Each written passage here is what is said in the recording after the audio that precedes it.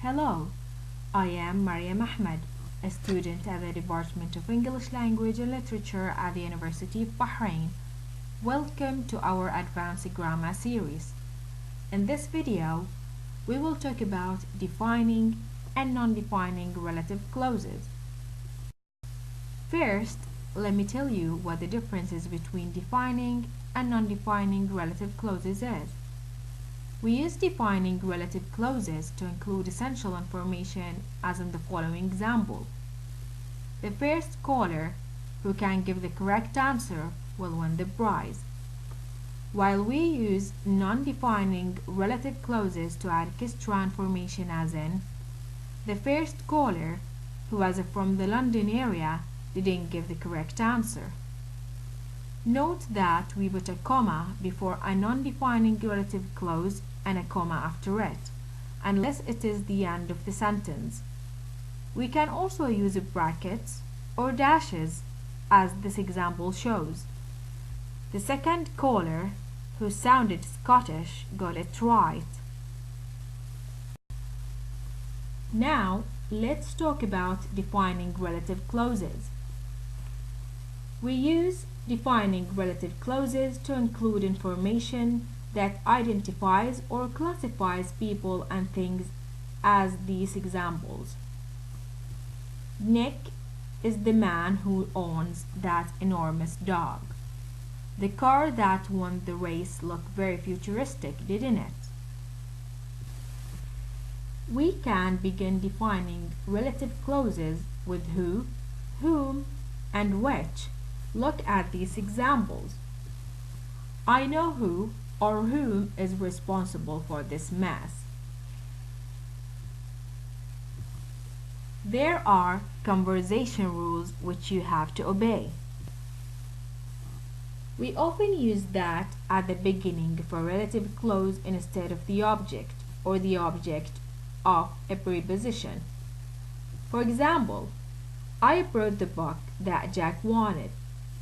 The other example is, the novel that she is talking about is Anne of Green Gables. We usually use that after noun phrase containing superlatives or quantifiers, as in, she was the best or worst teacher that I had at school, and there's a lot that I don't know about cars. Now, after we are done with the defining, let's talk about the non-defining relative clauses. We usually begin non-defining relative clauses with who, whom, and which. Look, Cartlin, who was badly injured in a car crash in 1992, is a former world champion. In non-defining clause, we don't begin with that or without a relative pronoun. We can't say Cartlin, that was badly injured in a car crash in 1992, is a former world champion. We also can't say Cartlin was badly injured in a car crash in 1992 is a former world champion. We can use which to add comments about preceding statements, as in, they said Emma is pregnant, which is simply not true. We also use which to add comments in a preposition phrase such as in which case, as in, they might not let you buy the tickets yet, in which case you should try again tomorrow. We use non-defining relative clauses to add information about part of something or about an individual from a group already mentioned. We can use of which and of whom after a quantifier such as some, as in this example.